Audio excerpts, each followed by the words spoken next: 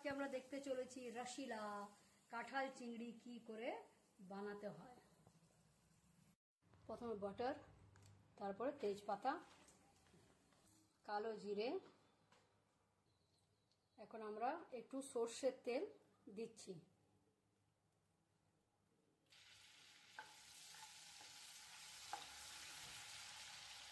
তো বন্ধুরা, প্রথমে আমরা চপড অনিয়ন এর উপরে দিয়ে দিচ্ছি।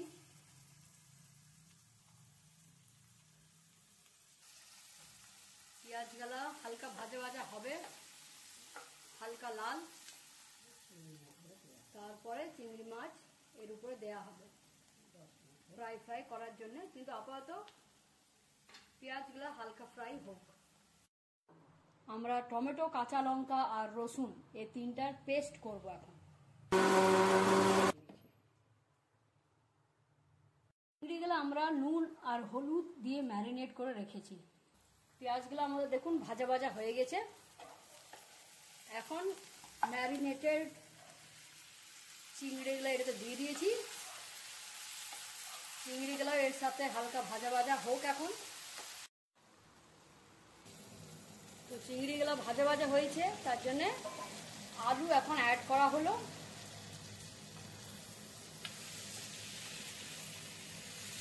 এখন বন্ধুরা, এটা আমরা ঢাকা দিয়ে রেখে দেবো 10 মিনিটের জন্য।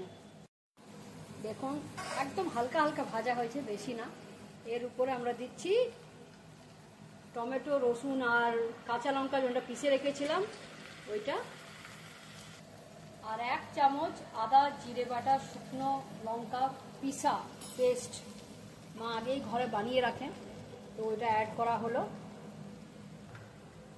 এখন এটাকে ভালো করে মিক্স করে আবার ঢাকা দিয়ে রাখবে।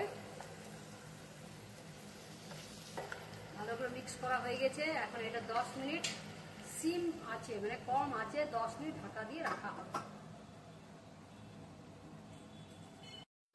দেখুন 10 মিনিট পরে ভালো গন্ধ উঠছে। এখন আমরা এতে সিদ্ধ কাঁঠাল, নুন দিয়ে এই কাঁঠালটা সিদ্ধ করা হয়েছিল, তো সিদ্ধ কাঁঠাল দেয়া হচ্ছে। কাঁঠাল চিংড়ি এটা এখন ভালো করে মিক্স করা হবে বাকি সব সাথে। ব্ল্যাক নমক, কালো নুন দেওয়া হচ্ছে। আমরা বেশিরভাগ কালো নুনই ইউজ করি, যেটা হেলথের পক্ষেও খুব ভালো। এটাকে এখন ভালো করে মিক্স করে আবার মনে হয় ঢাকা দিয়ে রাখা হবে। আচ্ছা, 10 মিনিট।